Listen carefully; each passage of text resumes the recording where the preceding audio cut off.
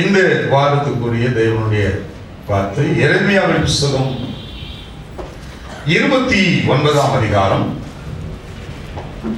11வது வசனம். நீங்கள் எதிர்பார்த்திருக்கும் முடிவை உங்களுக்கு கொடுக்கும்படிக்கு நான் உங்கள் பேரில் நினைத்திருக்கிற நினைவுகளை அறிவேன் என்று கர்த்தர் சொல்கிறார்.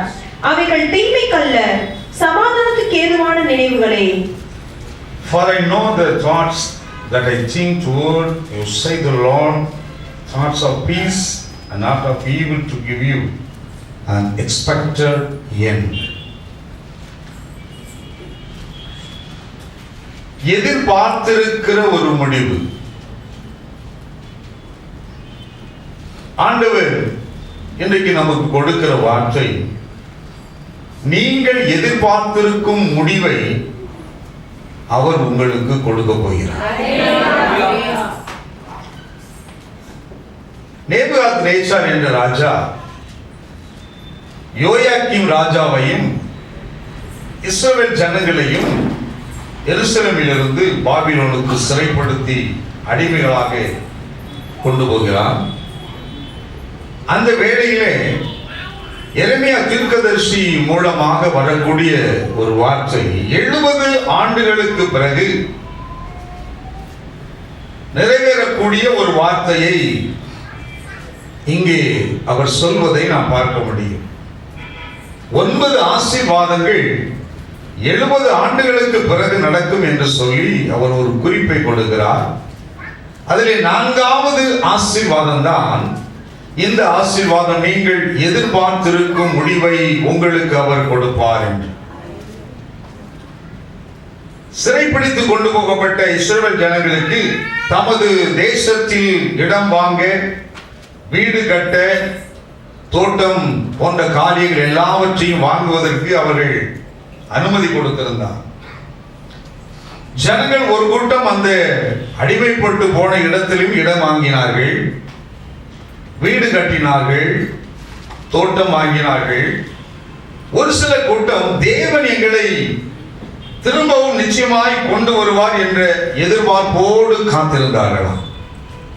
உள்ளத்திலே என் தேவன் இந்த அடிமைத்தனத்திலே வைத்திருக்க வேண்டிய அவசியம் இல்லை, எங்களை நிச்சயமாய் இதிலிருந்து விடுதலை கொண்டு வருவார் என்ற ஒரு விசுவாசமான ஒரு வார்த்தைகளை சொல்லி அவர்கள் அங்கே காத்திருந்தார்கள். நான் சொல்வேன், இன்றைக்கு அதே வார்த்தையை எதிர்பார்த்து காத்திருக்கிற சிறையிருப்பின் அனுபவத்திலிருந்து விடுதலை கொடுத்து தேவன் எல்லா காரியத்துக்கும் எனக்கு ஒரு நிச்சயமான ஒரு முடிவை, நான் எதிர்பார்க்கிற முடிவை கொடுப்பார் என்று எதிர்பார்க்கிற உங்களுக்கு கர்த்தர் அதை இன்றைக்கு செய்ய போகிறார். நல்ல கைகளை தட்டி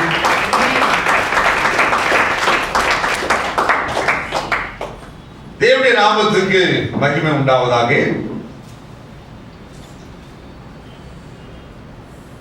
ஆண்டவராய் இயேசு கிறிஸ்து உன்னதமும் உயர்ந்த சிங்காசனத்திலே அமர்ந்திருக்கிறார். இப்போது அவருடைய கைகளிலே திறக்கப்பட்ட புஸ்தகம் கொடுக்கப்படுகிறது. பரலோகத்திலே 7 புஸ்தகங்கள் உண்டு. ஜீவ புஸ்தகம், ஞாபக புஸ்தகம், கண்ணீர் புஸ்தகம், அவையங்கள் புஸ்தகம் என்று சொல்லி ஒரு 7 புஸ்தகங்கள் அங்கே இருக்கிறது. இன்றைக்கு ஒரு புத்தகம் திறக்கப்பட்டிருக்கிறது. அந்த புத்தகத்திலே யார் யார் எப்படி ஜெபம் பண்ணீங்க, யார் யார் எப்படி வேண்டுதல் பண்ணீங்க, யாரெல்லாம் தேவ சமூகத்திலே உபவாசித்து மன்றாடி கேட்டீங்க என்று சொல்லி வரிசையா உங்க பெயர்கள் எல்லாம் அங்கே வந்து கொண்டு இருக்கிறது. இன்னைக்கு வந்துகிட்டு இருக்குதுங்க. ஆண்டவர் கையில நீங்க பண்ண ஜெபம், அதாவது யாரு ஜெபம் பண்ணாங்களோ அவங்க பேரு, யாரு வேண்டுதல் பண்ணாங்களோ அவங்க பேரு, யாரு உபவாசம் பண்ணி கர்த்தரிடத்துல செஞ்சாங்களோ அவங்க பேரு, யாரு பொருத்தனை பண்ணி தேவனிடத்துல வேண்டுதல் செஞ்சாங்களோ அவங்களுடைய பெயர்கள் எல்லாம் இன்றைக்கு ஆண்டவர் இயேசு கிறிஸ்துவினுடைய கைகளில் வந்திருக்கிறது. அந்த பேரை பார்த்துட்டு அது ஒருவேளை 1 மாசத்துக்கு முன்னாடி செஞ்சிருக்கலாம், 1 வருஷத்துக்கு முன்னாடி செஞ்சிருக்கலாம், அது பல வருஷமா நீ செஞ்சுக்கிட்டே இருக்கலாம். எத்தனை ஆண்டுகள் செய்திருந்தாலும் இன்றைக்கு அந்த காரியங்களுக்கு ஒரு முடிவை தேவன் கொண்டு வருகிறார். விசுவாசிக்கிறவங்க இன்னைக்கு ஒரு முடிவு வந்துருச்சு, அவர் கையில உங்க பேர் வந்துருச்சு. என் பேர் வந்துருச்சான்னு கேட்போம். வந்துருச்சு. சகரியா தீர்க்கதரிசி இப்படித்தான் ரொம்ப நாளுக்கு முன்னாடி கல்யாணம் பண்ண உடனே ஒரு வேண்டுதல் பண்ணுவார். லூக்கா 1ஆம் அதிகாரம் 13ஆம் வசனத்துல அவர் ஒரு வேண்டுதல் பண்ணியிருப்பார். இப்ப ஆண்டவர் சொல்ல அவனை பார்த்து, சகரியாவே உன் வேண்டுதல் கேட்கப்பட்டது. எப்ப வேண்டுதல் செஞ்சாரு? கல்யாணம் பண்ணப்ப. இப்ப இந்த அம்மா ரொம்ப வயசாகி போச்சு, 2 பேருக்கும் எல்லாமே நின்று போச்சு, காப்பாங்க, எல்லாமே முடியாத ஒரு நிலையில இருக்கிறாங்க. எத்தனை ஆண்டுகள் கடந்து போனாலும் ஆண்டவர் வேண்டுதலை நிறைவேற்றுகிற தேவனாய் இருப்பார். கரெக்டா கேட்டு வச்சு அவருக்கு ஒரு நல்ல ஒரு குழந்தையை கொடுத்தார். அப்போஸ்தலர் 10ஆம் அதிகாரம் 4ஆம் வசனத்திலே, கொர்நேலியுவே உன் ஜெபங்கள் கேட்கப்பட்டது, உன் தர்மங்கள் தேவ சமூகத்தில் வந்து எட்டியது என்று அங்கே சொல்லப்பட்டிருக்கும். அவன் என்ன எதிர்பார்த்து ஜெபமானானோ அந்த காரியங்களை தேவன் கொடுக்கும்படியாய் அன்றைக்கு ஆண்டவர் அவனுடைய ஜெபத்துக்கு ஒரு முடிவை கொண்டு வந்தார். வேதத்தில் எசேக்கியா, மனாசே, சாலமோன், தாவீது, எலியா, எலிசா, எசேக்கியா எல்லாரும் பார்த்தீங்கன்னா அவங்க எதை எதிர்பார்த்து ஜெபம் பண்ணாங்களோ அத்தனையும் தேவன் அவர்களுக்கு வாய்க்க பண்ணினார். அதுபோலவே இன்றைக்கு நீங்க எந்தெந்த நேரத்தில் எப்படியெல்லாம் அழுது ஜெபம் பண்ணி போராடி, ஆண்டவரே நீர் எனக்கு இதை செய்ய வேண்டும் என்று எதிர்பார்த்து காத்திருந்தீங்களோ, இன்றைக்கு அந்த காரியங்களுக்கு ஒரு முடிவை கொடுத்து கர்த்தர் உங்களை அனுப்ப போகிறார். இன்னிலிருந்து உங்க வேலையில, தொழில, படிப்புல எல்லாவற்றிலும் தேவன் தம்முடைய ஆதீனத்தில் வைத்திருக்கக்கூடிய அத்தனை ஆசீர்வாதங்களை கொடுத்து எல்லாம் நன்மைக்கு ஏதுவானதாகவே ஒரு முடிவை கொண்டு வர போகிறார். தீர்க்கதரிசனமா சொல்றார். அல்லேலூயா. ஐயோ அல்ல சொல்லுவோம், நம்ம சொல்லுவோமா? அல்லேலூயா. லூக்கா எழுதின சுவிசேஷம் 10ஆம் அதிகாரம் 38வது வசனம். பின்பு அவர்கள் பிரயாணமாய் போகையில் அவர் ஒரு கிராமத்தில் பிரவேசித்தார். அங்கே மார்த்தா என்னும் பெயர் கொண்ட ஒரு ஸ்திரீ அவரை தன் வீட்டில் ஏற்றுக்கொண்டாள்.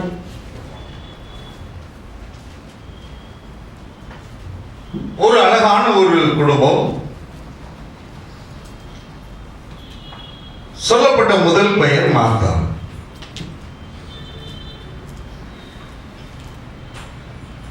இவள் இயேசுவை ஏற்றுக்கொண்டவள். லூக்கா 10:38 இயேசுவை ஏற்றுக்கொண்ட ஒரு அருமையான பெண். So receive Jesus. இயேசுவை ஏற்றுக்கொண்டவள். ஒரு அழகான குடும்பம். ஆண்டவரிடத்தில் என்ன எதிர்பார்த்தது, அந்த எதிர்பார்த்ததுக்குரிய முடிவை ஆண்டவர் எப்படி கொண்டு வந்தார் என்பதற்கான ஒரு அழகான ஒரு சாட்சியை இந்த குடும்பத்திலே தேவன் வைத்திருக்கிறார்.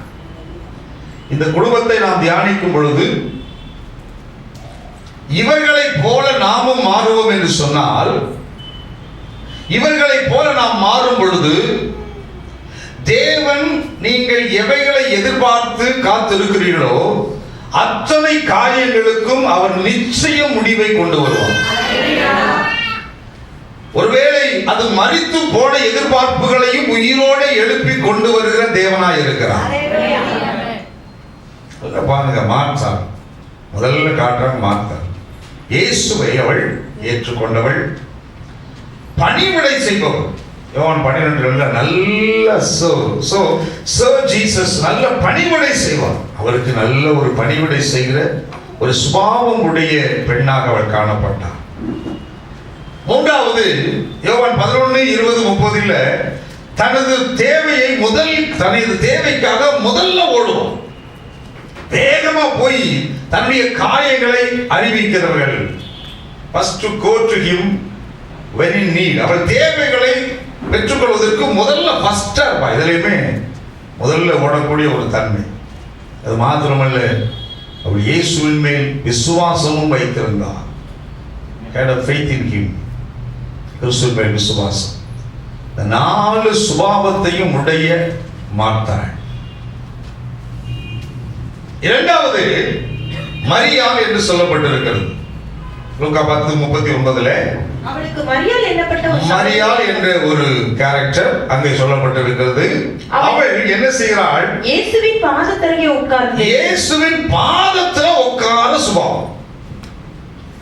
ஆண்டவர் பாதத்துல உட்கார்ந்து வசனத்தை கேட்கிற ஒரு சுபாவம். Said Jesus had his word. தேவனுடைய வார்த்தையை வசனத்தை கேட்கிற பெண்மணி. அது மாத்திரமல்ல, முதல் தரமாய் கர்த்தருக்கு என்று கொடுக்கிற ஒரு சுபாவம் உடையவள். லூக்கா 10:42. இயேசுவையே அபிஷேகித்தவள். யோவான் 11ஆம் அதிகாரம் 2ஆம் வசனம் 12:3 கர்த்தருக்கு பரிமள தைலம் பூசி anointed Jesus, ஆண்டவருக்கு ஒரு அபிஷேகம் பண்ண பாருங்க. அவர் பாதங்களை பரிமள தைலத்தை பூசி அவரையே அபிஷேகம் பண்ணி இருக்கிறார். அது மாத்திரமல்ல, இயேசு கிறிஸ்துவே விசுவாசம் உடையவர். had faith in him. இயேசு கிறிஸ்துவுக்கு முன்பாக தாழ விழுகிற அனுபவம் உடையவள். இரண்டாவது மரியாள். மூன்றாவது சொல்லப்பட்ட பெயரு லாசர். லாசர் என்றால் தேவன் உதவுகிறவர் என்று பெயர். ஆண்டவர் அவனுக்கு உதவுகிறவர் என்ற எபிரேய சொல். ஒலிவமலையின் சரிவுகளில் எருசலேமுக்கு கிழக்கே சுமார் 3 கிலோமீட்டர் தூரத்தில் இந்த கிராமம் இருக்கிறது. இங்கே லாசர் வசித்து வந்தான். அவனுடைய பெயராலே எல் அஸ்ஸரியே என்று சொல்லி அந்த பட்டணம், அந்த கிராமம் இன்னமும் அந்த பெயர் அங்கே சூட்டப்பட்டதா இருக்கிறது. கவனிங்க, இந்த 3 பேரிடமே இயேசு கிறிஸ்து அன்பாயிருந்தார். 3 பேர் மேலே இயேசு கிறிஸ்து எப்படி இருந்தாரா? அன்பாய். யோவான் 11ஆம் அதிகாரம் 5வது வசனத்திலே இந்த வார்த்தையை சொல்லப்பட்டிருப்பதை நாம் பார்க்கிறோம். இயேசு மார்த்தாளிடத்திலும் அவருடைய சகோதரியிடத்திலும் மரியாளிடத்திலும் லாசருவிடத்திலும் அன்பாயிருந்தார். எனக்கு அருமையான தேவ ஜனமே, சொல்லுகிற வார்த்தையை நன்றாக கவனித்துக்கொள். உங்க வாழ்க்கையில நீங்க எதிர்பார்க்கிற முடிவை பெற்றுக்கொள்ள வேண்டும் என்றால் கிறிஸ்துவனுடைய அன்பை முதலாவது பெற வேண்டும். ஆண்டவருடைய அன்பை நாம் பெறாத பட்சத்திலே நாம் எதிர்பார்க்கிற எந்த ஒரு முடிவையும் அவரிடத்திலிருந்து பெற்றுக்கொள்ள முடியாது. வசனம் கேட்பதற்கு நன்றாகத்தான் இருக்கும், வாக்குத்தத்தம் கேட்பதற்கு நன்றாகத்தான் இருக்கும்.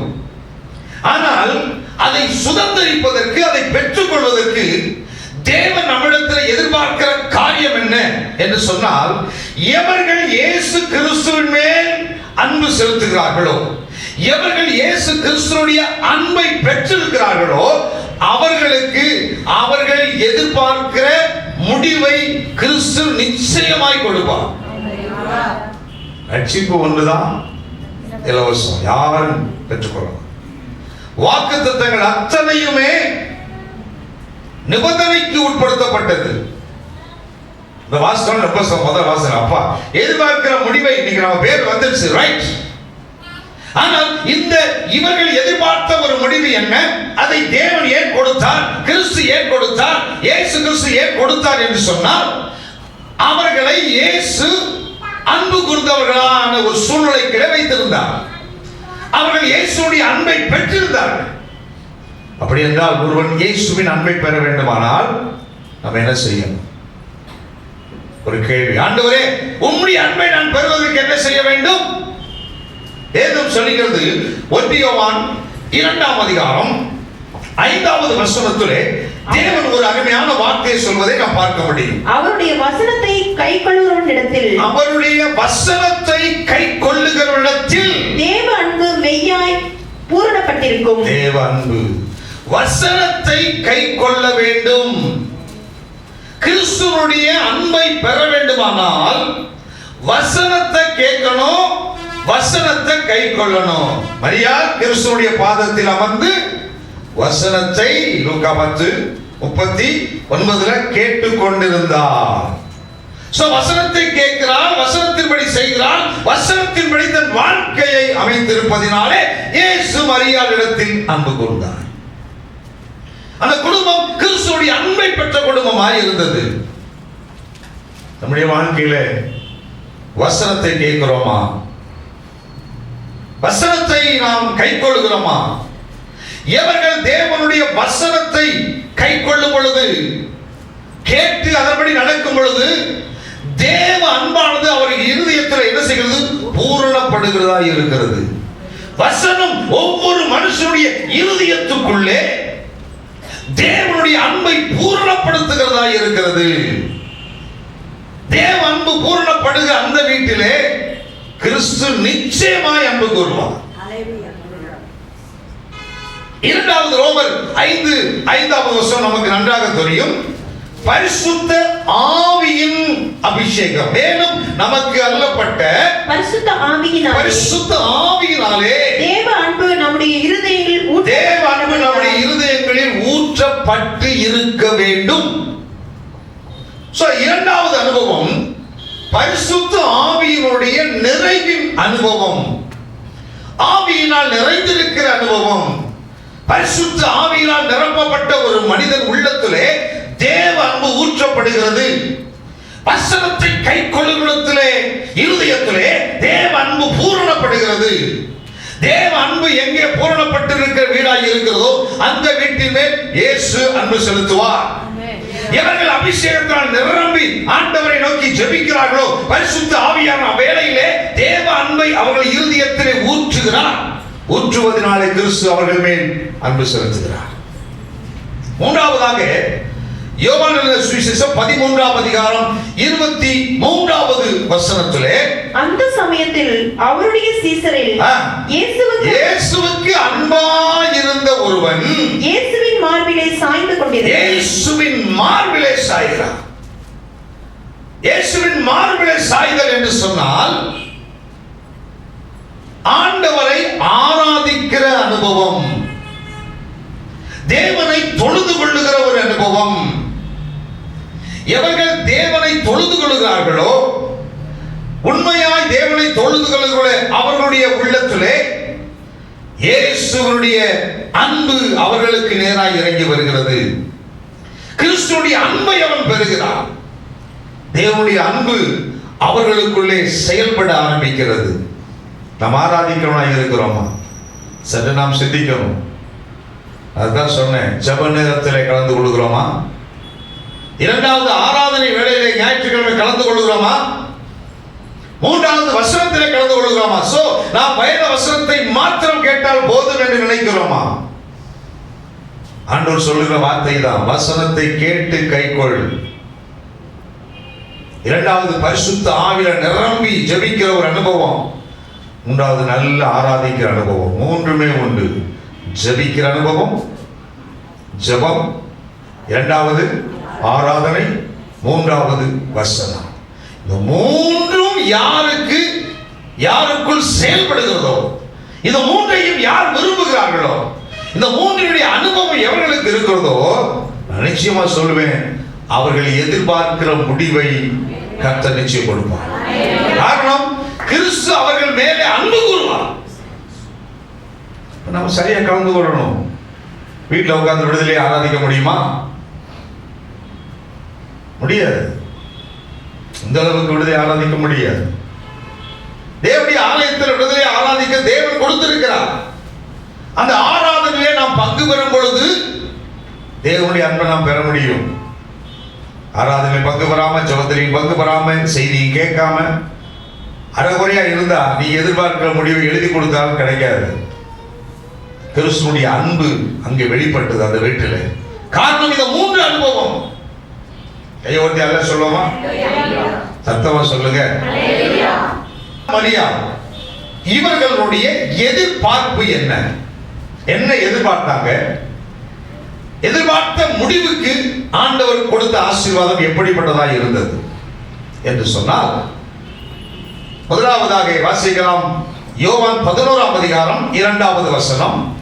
கர்த்தருக்கு பரிமள தைலம் பூசி தன் தலைமயிரினால் அவருடைய பாதங்களை துடைத்தவள் அந்த மரியாளே, அவருடைய சகோதரனாகிய லாசரு வியாதியாய் இருந்தான்.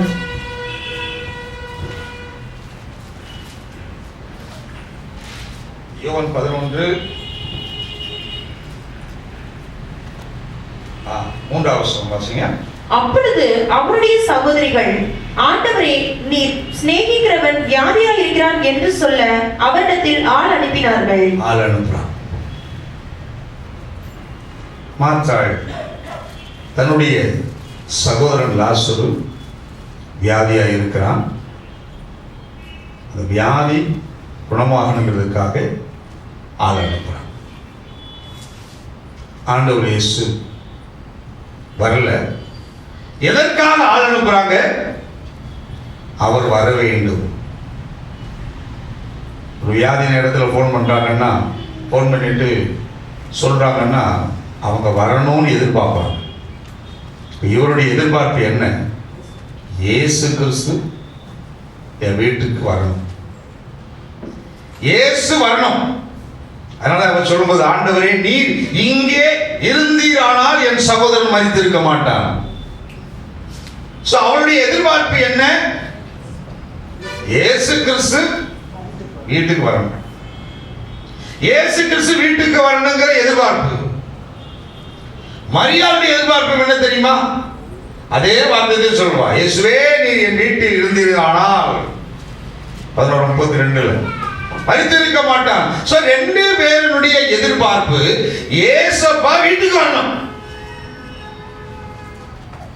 இயேசு கூட இருக்கணும். அழைப்பை கேட்டு, சொல்லி எழுப்பிய வார்த்தைகளை கேட்டு அவர் தங்களுடைய வீட்டிற்கு வந்திருக்க வேண்டும் என்று மார்த்தாளும் மரியாளும் எதிர்பார்த்தார். அதற்காக தான் ஆளை அனுப்புறார். இயேசு வரணும். அவருடைய எதிர்பார்ப்பு என்ன? இயேசுப்பா வரணும். சொல்லியிருப்பா மார்த்தாள், அப்பப்போ வருவார், அவருக்கு பிடிச்சதெல்லாம் செஞ்சு கொடுப்பேன். அவருக்கு என்ன பிடிக்கும்? அப்போ நல்லா சாப்பிடுவார், மீன் நல்லா சாப்பிடுவார், அப்பப்போ ஏதோ ஒன்று செஞ்சு கொடுப்பேன், கொலக்கட்டை ஏதாவது செஞ்சு கொடுப்போம், வறுத்த பயிரெல்லாம் செஞ்சு கொடுப்போம். இப்போ ஆளையே காணமே.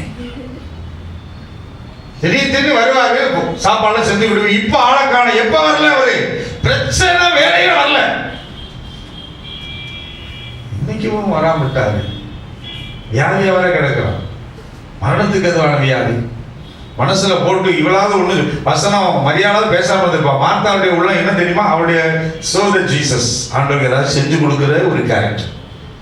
எல்லாம் வந்து சாப்பிடும். சும்மா இருக்கிற பக்கத்தோடு சொல்லியிருப்பாங்க, என்னாச்சு ஏசப்பா வரலையா வீட்டுக்கு? வரல, இப்படி வியாதியா இருக்கான்னு சொல்லியிருப்பாங்க. போன வாரம் கூட வந்தபோது மீன் வாடை அடிச்சுட்டு அந்த வாடை அடிச்சுட்டு நல்லா சமைக்கும் போது வந்துட்டு போனாரு. இப்போ ஆளையே காண பாருங்க. சொல்லிவிட்டீங்களா? சொல்லிவிட்டேங்க, இன்னும் வரல. 2 பேர் உள்ளத்தில் வேற எதுவுமே வரல, தோணல. என்ன தோணுது? இயேசு கிறிஸ்து வீட்டுக்கு வரணும்.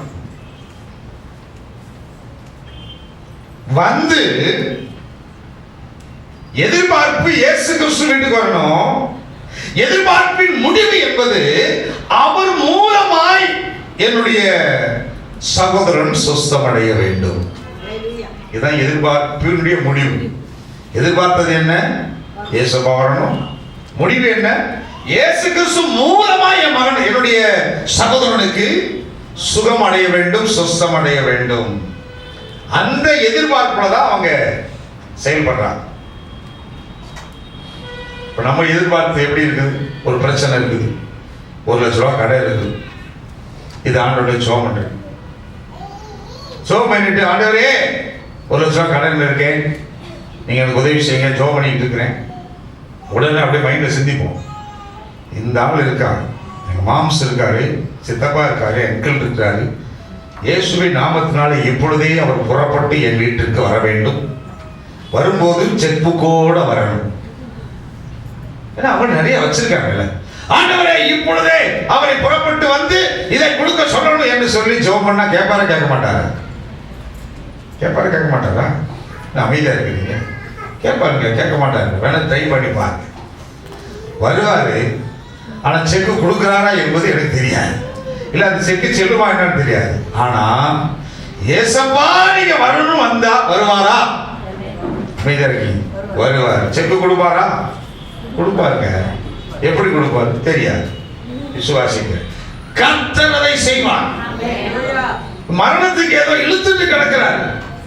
சரி, லாசருக்கு ஒரு சைக்கிளையோ இன்னைக்கு காரணம் என்ன செஞ்சிருப்பாங்க? டப்புனு ஒரு கார் எடுத்து எங்க இருந்தாலும் சரி, இயேசுவை விடாதீங்க, தேடி பிடி காரணத்துக்கு போடு, விரட்டி பிடிச்சிருவோம். ஆமா, இப்பதான் இருந்தார் பாஸ்டர், இப்ப போயிட்டாரு, ஒன்னும் விரட்டி பிடிக்க முடியாது. கர்த்தர் நல்லவர், தூரமா போயிட்டாரு.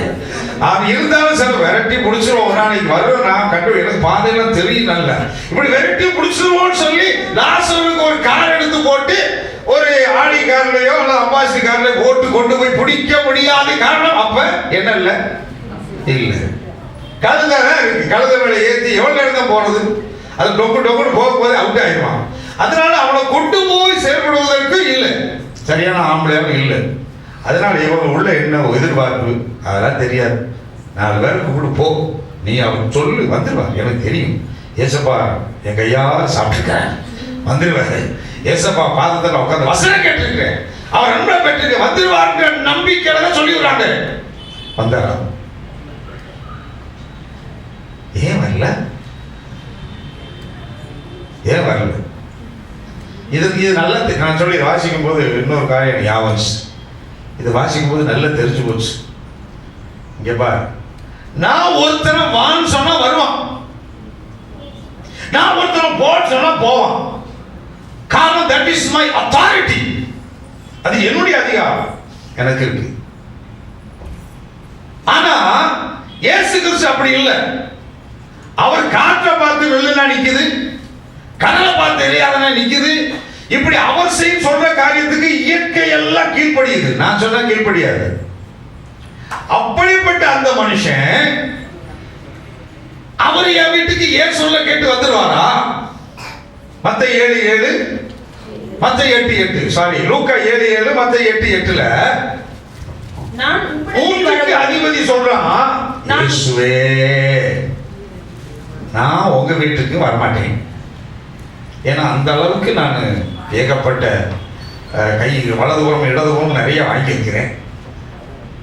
என்னை நான் பாத்திரமா எண்ணவில்லை, நீங்கள் என் வீட்டுக்கு வர வேணாம், நீங்க வர வேணாம். ஆனா நான் எதிர்பார்க்கிறது என்ன? எதிர்பார்க்கிறது என்ன? எதிர்பார்க்கிறது என்ன? ஒரு வார்த்தை மாத்திரம் சொல்லும்.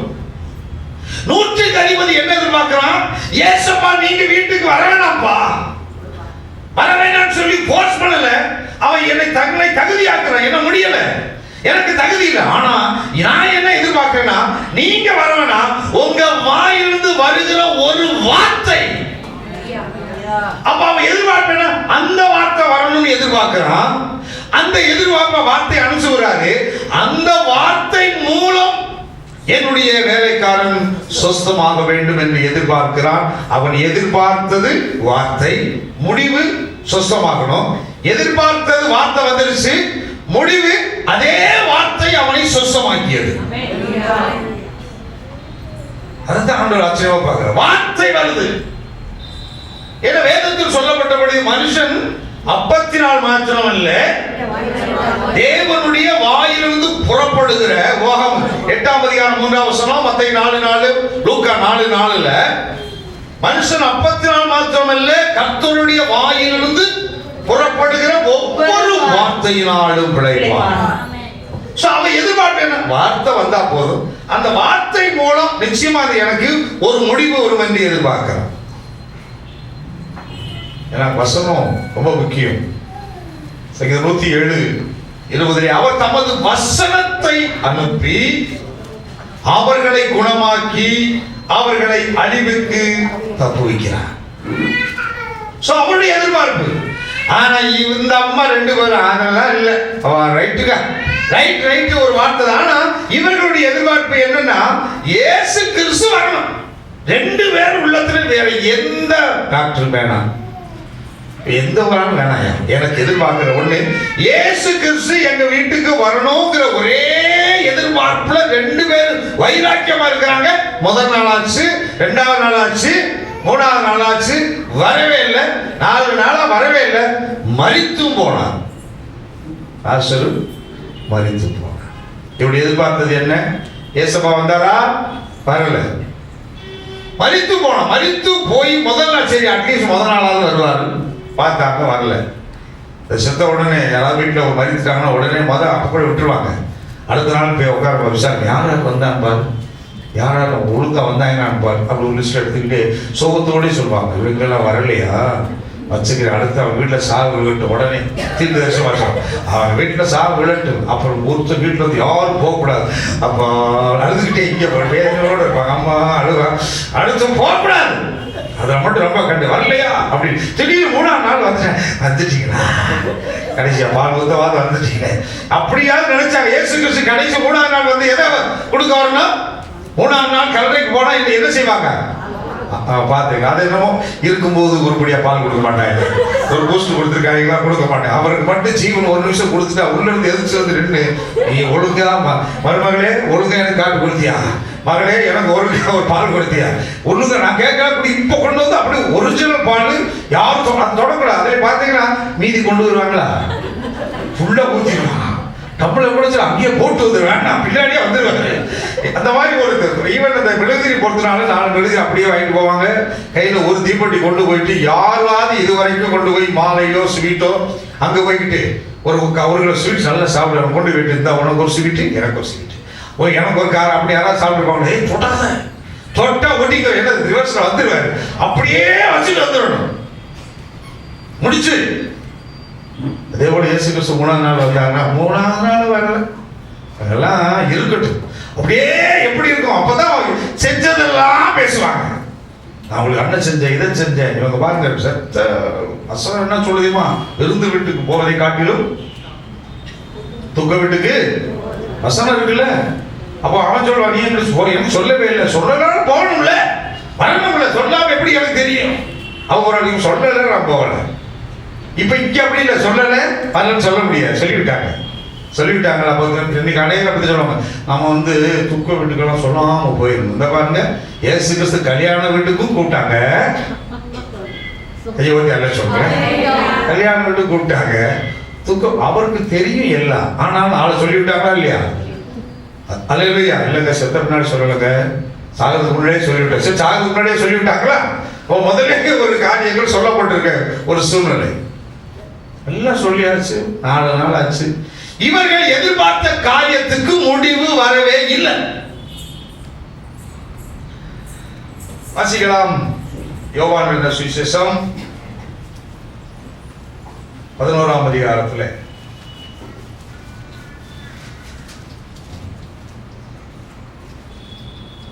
6ஆம் வசனத்துல, அவன் வியாதியா இருக்கிறதாக அவர் கேள்விப்பட்ட போது கேட்ட உடனே தாம் இருந்த இடத்திலே பின்னும் 2 நாள் தங்கினார். கேட்டுட்டு கெஸ்ட் ஹவுஸ்ல ஒரு 2 நாள் வெயிட் பண்ணுவோம், எப்படி இருக்கும். ஏங்க இன்னைக்கு அநேகம் பார்க்க ஏதாச்சும் ஒரு நல்ல ஒரு காரியங்களுக்கோ நல்ல ஒரு வெளியில் போயிட்டோம், அந்த நேரம் ஒரு துப்பை செய்தி வந்தோட என்ன செய்வாங்க, எல்லாத்தையும் விட்டுட்டு கொடுன்னு வந்துடுவாங்க, எல்லாத்தையும் விட்டுட்டு வந்துடுவோம். அது ஒரு எண்ணம், ஏன்னா கட்ட போகணும்ல அப்படின்னு. இவர் கேட்டுட்டு இது நல்லா இருக்குது, இந்த ஃபீலிங் நல்லா இருக்கு. அப்ப இது ஆண்டவர் இயேசுவை என்ன செஞ்சுட்டா தெரியுமா, முடியாம இருக்காங்க, கேட்டு 2ஆம் நாள் போவான் அப்படின்னு போறாங்க இல்லையா? என்ன அமைதியா இருக்க, ஆண்டவர் இயேசுவே பின்னும் 2 நாள். ஓகே, ஆக்சுவலா அன்னைக்கு போறதா கூட பிளான் பண்ணிருப்பாரு. கேட்ட உடனே சரி சரி பேசாம உட்கார் போட்டு அங்கே அவர் இருந்துட்டார். 7ஆம் வசனத்திலே, அதன் பின்பு அவர் தம்முடைய சீசரை நோக்கி, அதன் பின்பு அப்படின்னா என்ன அர்த்தம்? 4 நாள் ஆச்சு, முடிஞ்சு போச்சு. 4 நாள் கழிச்சு சீசரை நோக்கி, நாம் மறுபடியும் யூதேயாவுக்கு போவோம் வாருங்கள் என்றார். நாம் மறுபடியும் யூதேயாவுக்கு போவோம் வாங்க. இப்பதான் கூப்பிடுறார். சரி எல்லாம் வாங்கப்பா நம்ம போகலாம் அப்படி என்று சொல்லி அவள் கூப்பிடுறாங்க. கூப்பிட்ட உடனே நம்ம ஆளுங்க சொல்றாங்க, முதல் தடை சொல்ற காமிங்க.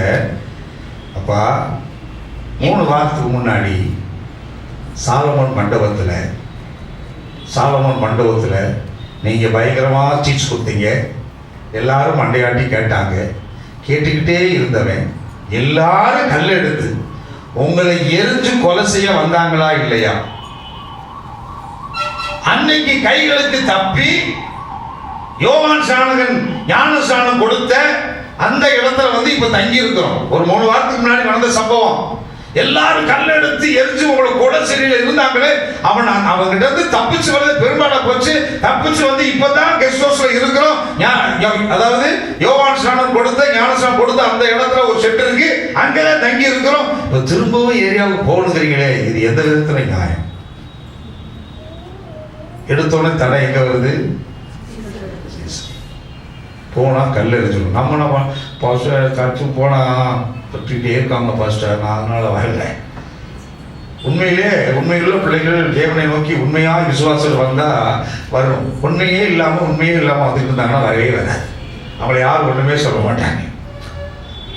உண்மையா ஆண்டவருக்கு நேரம் வரும்போது அப்படியே நிறுத்தினான். முதல் செய்தி கட்ட 2 நாளைக்கு முன்னாடி போயிருக்கோம், போகாம அவர் முதல் இருந்தாரு. அவர் ஏன் இருந்தாருன்னா ஆண்டவர் சொல்லிட்டாரு, கொஞ்சம் இரு, மெதுவா போகும், காத்து அப்படின்னு சொல்லி தேவன் அவருக்கு சொன்னதுனால அவர் 4 நாள் வெயிட் பண்றாரு. தேவனுடைய வார்த்தைக்கு கீழ்ப்படிச்சு ஆண்டவர் இயேசு இருக்கிறார், வெயிட் பண்ணு. ஏன்னா அந்த வீட்டில் என்னுடைய நாமம் மகிமைப்படணும். So you have been waiting for the 4 days. நீங்க கொஞ்சம் 4 நாள் வெயிட் பண்ணுங்க அப்படின்னு ஆண்டவர். இப்ப நாங்க வரல, கல்லெடுத்து எறிவான், நான் வரமாட்டேன். யோவான் 11:8 அதற்கு சீசர்கள், ரபி, இப்பொழுதுதான் யூதர் உம்மை கல்லெறிய தேடினார்களே. ரபி உடனே சொல்லிட்டார். ரபி அதுக்கு முன்னாடியெல்லாம் வராது, இப்பதே வராது. ரபி என்னது? ரபின்னு வருது, நபின்னு வராம அப்படி இல்லை. ரபின்னா என்னது? போதகரே. பரவாயில்ல, நல்லா இருக்கீங்க. அல்லேலூயா. போதகரையா, என்ன போதகரையா? நீங்க போய் கல்ல என்ன முதல் கல்லு உங்களுக்கு, 2வது கல்லு உங்க மேல அவன் குறி வச்சு எறியதா பரவாயில்ல. குறி மாறிடுச்சா யார் மேல விழுகும்? கூட வர ஏன் மேல தான் விழுகும். பின்னாடி எத்தனை பேர் இருக்கிறோம்? 12 ஒட்டு மொத்தமா கல்ல விட்டா எவன் ஒருபடியா கரெக்டா எரி வாங்குறீங்க? ஒரு பேர் எரிய மாட்டான். சப்போஸ் எரியும் போது ஆட்டோ அப்படி பார்த்தானா கல்லு ஒதுக்கி போயிடுச்சுன்னா யார் மேல விடணும்? எங்க மேல விழுவும். நாங்க இப்படி செய்றீங்க. யூதர்கள் உம்மத்தான் மறுபடியும் போரேன்னு சொல்றீங்களே என்று சொல்லி அவர் என்ன செய்யறாங்க? அங்கே பெரிய ஒரு தடையை வைக்கிறார். 11ஆம் வசனம் வாசிப்போம். இவைகளை அவர் சொல்லிய பின்பு அவர்களை நோக்கி, நம்முடைய சிநேகிதனாகிய லாசரு நித்திரை அடைந்திருக்கிறான் சொல்றாரு. போகணும், கல் எரிஞ்சாலும் பரவாயில்ல, நம்ம நைட்டு பகல ஒரு மேல காரியங்கள் சொல்லுவார், அதுக்கு அதனால அந்த அர்த்தம் போக முடியல. நம்முடைய சிநேகிதன், நம்ம ஃப்ரெண்ட் இருக்கால, சிநேகிதன் சொல்லிட்டாரு. அப்ப நிச்சயமா அந்த வீட்டுல இருந்து நம்ம எல்லாம் சாப்பிட்டுருக்கோம்ல, சாப்பாடுலாம் வந்திருக்குல்ல. லாசர் என்ன செஞ்சிருக்கான்? நித்திரை அடைந்திருக்கான். நான் போய் எழுப்ப போறேன் அப்படின்னு சொன்னா அதுக்கு இவங்க என்ன சொல்றாங்க? ஆண்டவரே, நித்திரை அடைந்திருந்தால் சுகமடைவான் என்றார்கள். நித்திரை சாப்பிட்டு தூங்கிட்டு இருக்கான்.